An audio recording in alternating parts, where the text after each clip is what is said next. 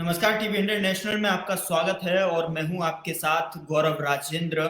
आमना सामना आज मैं लेकर आया हूं और खास मुद्दे पर जिस तरीके से लगातार नजर आपकी बनी हुई है और तमाम जो कह सकते हैं कि जिस तरीके से मुद्दा भी विवेचन में था और जो है चर्चा का विशेष जो है मुद्दा बना हुआ था रंजीत सिंह की हत्या के मामले में डेरा सच्चा सौदा के प्रमुख गुरमीत राम रहीम सिंह की सजा पर आज यानी कि सोमवार के दिन जो है कोर्ट में सुनवाई शुरू हो गई है और सीबीआई की विशेष अदालत ने 4 आरोपियों को पेश कर दिया है, जबकि थोड़ी देर में वीडियो कॉन्फ्रेंसिंग के जरिए दोषी गुरमीत राम सिंह की पेशी होगी। सीबीआई की विशेष अदालत अब से कुछ देर में रंजीत सिंह की हत्या के मामले में दोषियों को सजा सुनाएगी।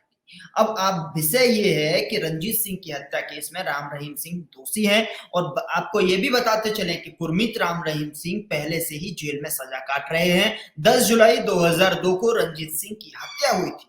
इस मामले में गुरमीत राम रहीम सिंह को दोषी पाया गया है। 3 दिसंबर 2003 को सीबीआई ने एफआईआर दर्ज की थी।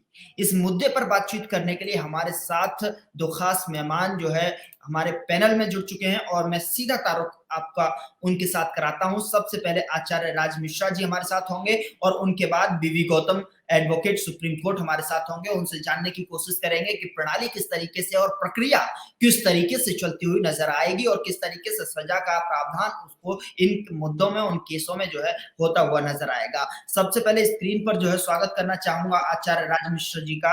आचार्य जी आपका स्वागत है टीवी इंटरनेशनल के खास कार्यक्रम आमना सामना।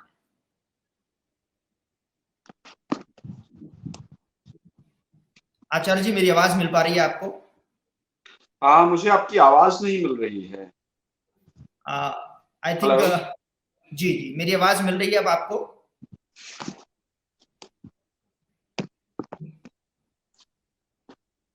आचार्य जी मेरी आवाज मिल पा रही है आपको? हेलो जी जी आपकी आवाज आ रही है, यहाँ पे मैं सुन पा रहा हूँ आपकी आवाज को। मुझे आपकी आवाज बहुत ही ज्यादा कम आ रही है। जी जी यहाँ पर मैं आपकी आवाज को सुन पा रहा हूँ और सबसे पहले मैं आपका स्वागत करता हूँ टीवी 100 खास कार्यक्रम और जो है आमना सामना में। अब जिस तरीके से राम रहीम की आज सुनवाई है, पेशी है और 4 जो है इसमें 4 लोगों को भी पेश किया गया है, तो ऐसे में आप क्या मानते हैं, किस तरीके से आप देख रहे हैं इस पूरे फैसले को?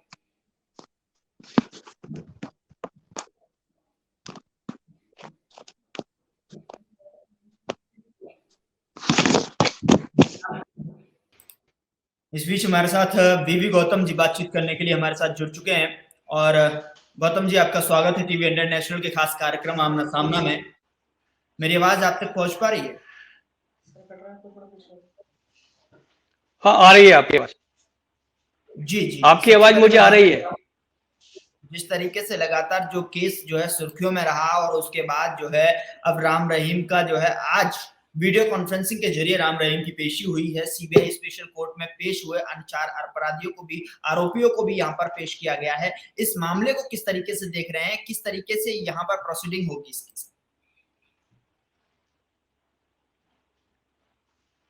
देखिए क्या है, पहले ही कोर्ट इसमें ये तो उनको दोषी तो करार दे चुका है कि वो दोषी हैं। आज की सुनवाई खासतौर से उनको कितनी सजा होनी चाहिए ये इस मकसद के लिए है जी। अभी तक जितनी बहस सामने आई है, जितने सबूत हैं सामने, उसके लिहाज से राम रहीम और बाकी तीनों जो अपराधी हैं उन पे दोष सिद्ध लगते हैं। और जिस तरीके से ये खाली आइसोलेशन में अकेला मामला नहीं देखा जा सकता। ये राम रहीम और उनके जो साथियों की प्रवृत्ति है, ये प्रवृत्ति एक अपराधी प्रवृत्ति है और खासतौर से उस परिप्रेक्ष्य में देखा जाएगा इसको कि एक व्यक्ति जो कि एक धार्मिक संस्थान का प्रमुख बना हुआ है और धार्मिक संस्थान के प्रमुख होने के नाते वो दावा ये करता है कि मैं लोगों को मदद करता हूँ, धर्म पे चलने का रास्ता बताता हूँ, और ये आदमी ऐसे अपराधों में लिप्त होता है जिसमें वो महिलाओं के साथ बलात्कार करता है, वहां साथियों के साथ दुर्व्यवहार होता है। तो उस सब में ऑलरेडी जैसे आपने बताया कि उनको पहले 20 साल हो चुकी है और जिसकी सजा काट रहे हैं। आज इस पूरे पत्र को जिसने खोला था उस पत्रकार हत्या का भी इनके ऊपर मुकदमा चल रहा है, उसकी सजा भी हो चुकी है, रामचंद्र छत्रपति। अब ये तीसरा मसला सिंह जो है इनके अपने यहाँ अपने डेरे में ही मैनेजर थे और जी। मैनेजर में बहुत सारी चीजें इनकी देखते थे। हम्म। जब इनको इन चीजों को राम रहीम सर चीज थोड़ा उनकी सा जो चीज और जो चीज कहा गई तो आपकी आवाज में प्रेमचंद्र थोड़ा सा छत्रपति के पास पहुंची, उसमें कहीं ना कहीं रंजीत सिंह का हाथ था। जी जी तो इसी को आवाज सर आपकी आवाज में थोड़ा सा वॉइस करेक्शन मुझे यहाँ पर दिखाई दे रहा है, जिसकी वजह से आपकी आवाज आ रही है आपको? की वॉइस जो है नेट इश्यू की वजह से नहीं मिल पा रही है। एक बार हाँ, फिर से मैं तो आपको उसमें अगर हम उस जी मैं नोट कर लेता हूँ आचार्य राज मिश्रा जी का इसमें। अभी आचार्य जी आवाज मेरी मिल पा रही है आपको? जी बिल्कुल, आपकी आवाज मुझे मिल पा रही है। बहुत स्वागत है सर टीवी 100 नेशनल के खास कार्यक्रम आमना सामना में आपका। वक्त देने के लिए भी शुक्रिया। इस खास मुद्दे पर जो है आपने समय निकाला। सबसे पहले मैं जानना चाहूंगा सर आपसे कि किस तरीके से इस मुद्दे को देख रहे हैं। आज राम रहीम के लेकर जो है वीडियो कॉन्फ्रेंसिंग के जरिए पेशी है और जो है सजा का ऐलान यहाँ पर हो सकता है, और क्या आपको लग रहा है किस तरीके की सजा जो है कोर्ट की तरफ से आज यहाँ पर मुकम्मल हो सकती है? देखिए, सबसे पहले तो मैं स्पष्ट कहना चाहूंगा कि जो भी व्यक्ति धर्म में रह करके और धर्म की आड़ को लेकर के जो भी व्यक्ति गलत करने का प्रयास करे, निश्चित रूप से जो सबसे खतरनाक से खतरनाक सजा हो सकती है वो निश्चित रूप से उसके खिलाफ होनी चाहिए, वो डिसीजन आना चाहिए। ये वो लोग हैं जिन्होंने समाज में धर्म का चोला पहन करके और हमारे धर्म का पूरी तरह से सत्यानाश करने का प्रयास किया है, धर्म को पूरी तरह से बदनाम करने का प्रयास किया। मैं आपको 2-3 चौपाइयां हैं श्री रामचरितमानस की जिसके माध्यम से आपका थोड़ा सा ध्यान केंद्रित करना चाहूंगा कि हमारे धर्म को किस प्रकार लोग कर रहे हैं, और ऐसा गोस्वामी तुलसीदास जी ने पहले लिखा था। गोस्वामी तुलसीदास जी ने बड़ा स्पष्ट लिखा था कि अशुभ भेष भूषण धरे भच्छा भक्ष जे खाएं और ते जोगी ते सिद्ध न पूज तो कलयुग माए। ठीक है।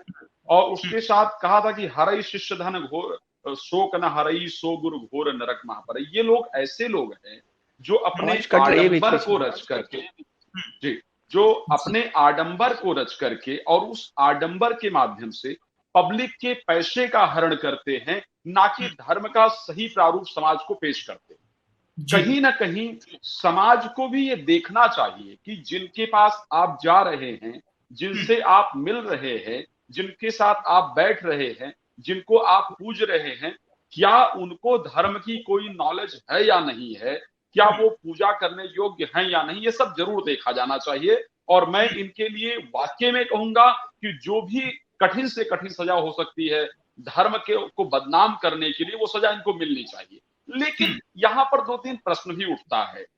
प्रश्न उठता है कि जब भी भारतीय साधु संतों की बात आती है, आज बहुत सारे ऐसे लोग हैं जो शायद सजा काट रहे हैं। अगर हम धार्मिक सनातन धर्म के संतों की बात करें, संत नहीं कहेंगे, तथाकथित संत कहेंगे, जो धर्म की जो सजा काट रहे, या उन्होंने अपराध किया नहीं किया वो डिफरेंट मैटर है, लेकिन बहुत सारे लोग सजा काट। अच्छा नहीं हो सकता ये जब मैं बात करता हूं इसी चीज को लेकर के दूसरे धर्मों की तरफ जाते हैं, तो हमारे इसी हिंदुस्तान के अंदर, इसी हिंदुस्तान की मैं बात करता हूं, दूसरे धर्म के लोग आराम से अपना जो है वो पूरी तरह से देश को बर्बाद करते हैं।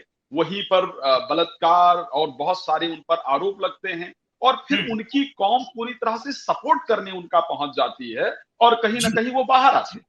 तो हमारे हिंदू में सबसे अच्छी चीज मैं हिंदुओं को कहूंगा कि यदि कोई व्यक्ति दोषी पाया गया है या कानून जो अपना कार्य कर रहा है, तो हम लोग कानून के कार्य में कभी भी अड़ंगा लगाने का प्रयास नहीं करते हैं। लेकिन वहीं पर दुर्भाग्यपूर्ण लगता है जब किसी धर्म के किसी मौलवी पर या किसी क्रिश्चियन धर्म के किसी पादरी पर यदि किसी प्रकार का आरोप लगता है, तो पूरा समाज उठ करके उनकी साथ में खड़ा हो जाता है। मैं एक आपको ध्यान केंद्रित कराना चाहूंगा, एक मुलक्कल करके एक व्यक्ति थे, केरल के एक बिशप थे, उनके ऊपर जो है वो आरोप लगा था रेप का।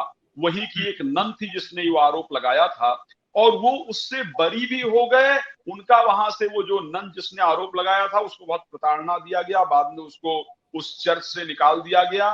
उनके ऊपर आरोप सिद्ध होने के बाद भी, ये करीब 2-3 साल पुरानी घटना है, आरोप सिद्ध होने के बाद भी वो अब जेल से बाहर आकर के और उनको दोबारा वो पोजीशन दी गई, वो पद दिया गया, और वो उस पर काम कर रहे हैं।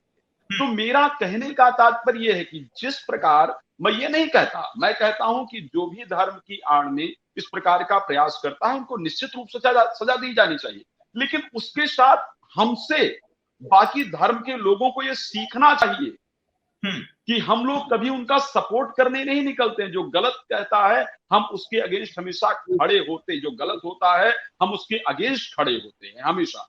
तो मुझे लगता है कि सरकार को हिंदू धर्म के साथ साथ जो बाकी धर्म के लोग हैं उन पर भी थोड़ा फोकस करना चाहिए। ठीक है, ठीक है, ठीक है। आचार्य जी, मैं आपके पास लौटूंगा।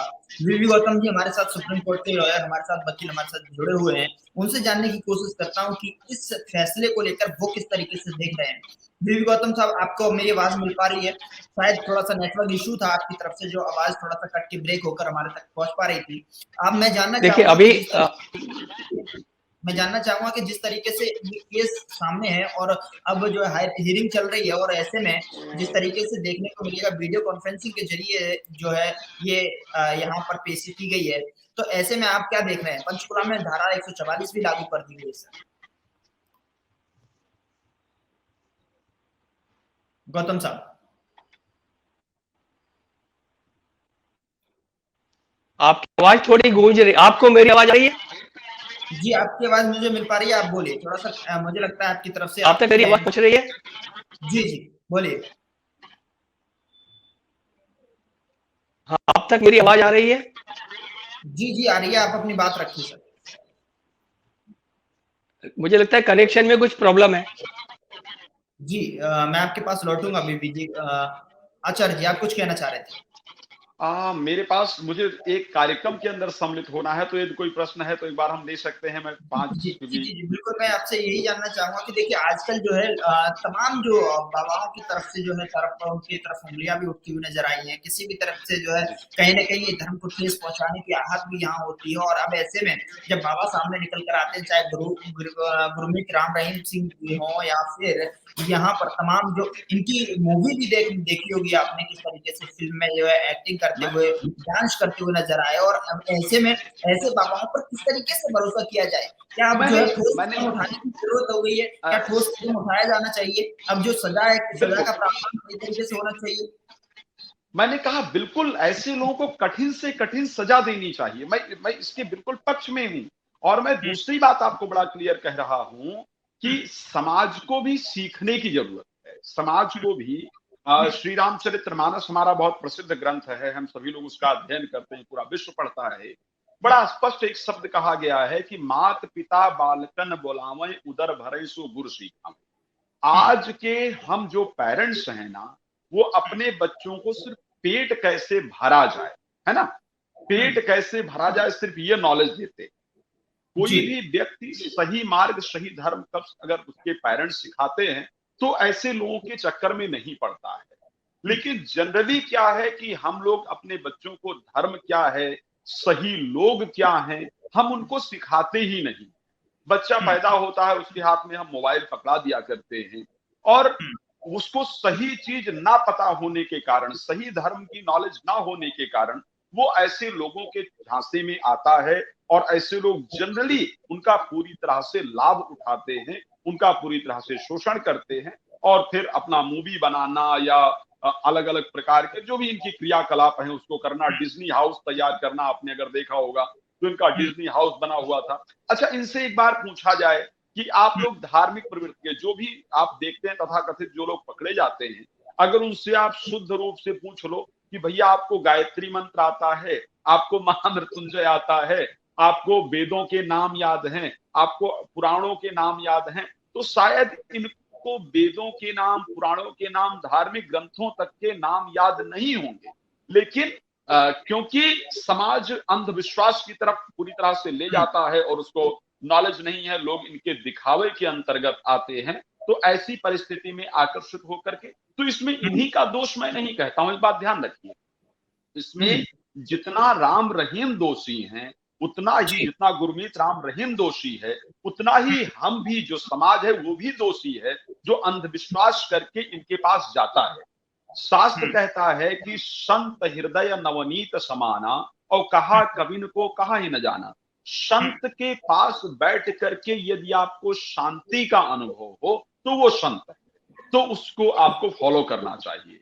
लेकिन जो संत आज खुद की सुख सुविधा में सब कुछ चाहते हैं, लेकिन जो उनके पास आते हैं उनके धन हरण के सिवा और कुछ नहीं चाहते हैं, तो ऐसे लोगों के पास हमें खुद जाने से बचना चाहिए। तो समाज को भी चाहिए कि वो उस व्यक्ति के पास जाएं जिसको सुने, समझे, जाने, उनको लगे कि हाँ ये व्यक्ति सही है, तब तक उसके पास जाया जाए।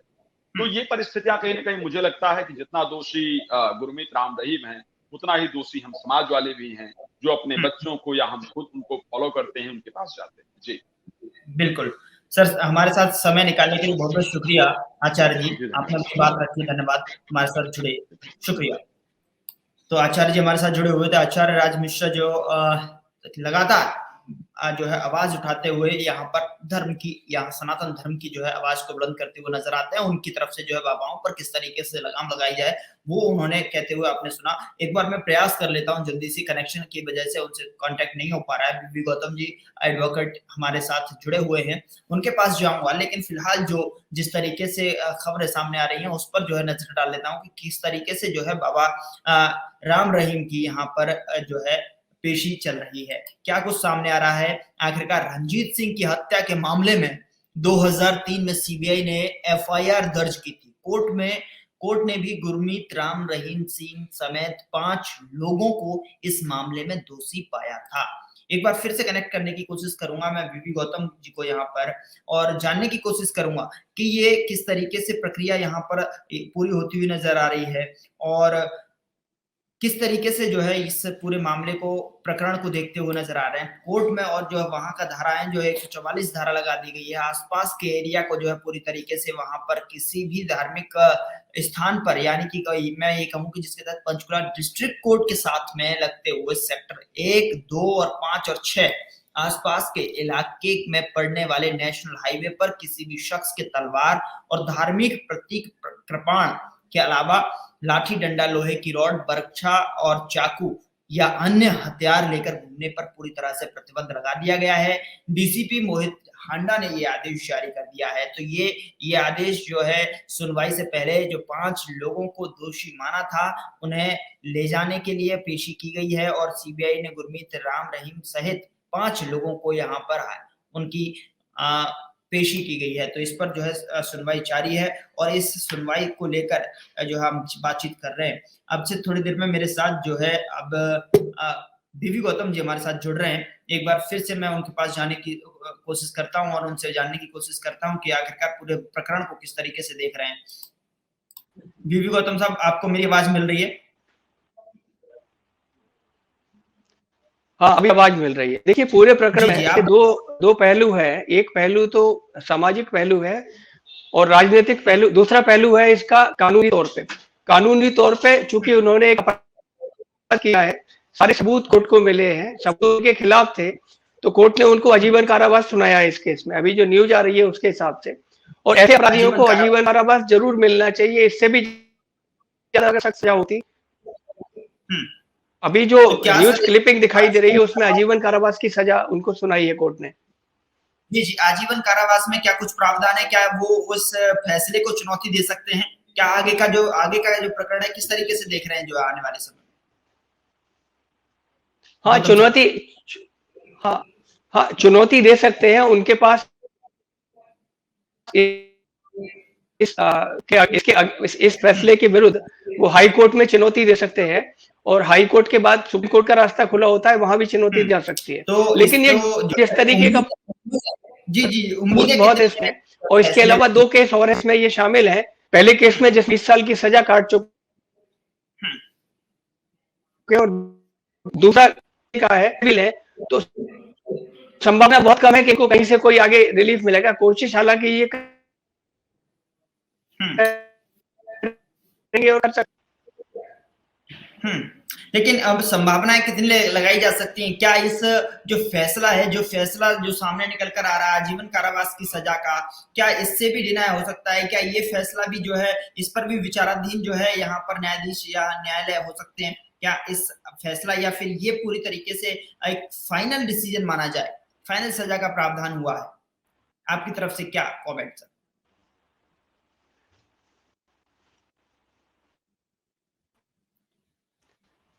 सर मेरी आवाज मिल रही है आपको?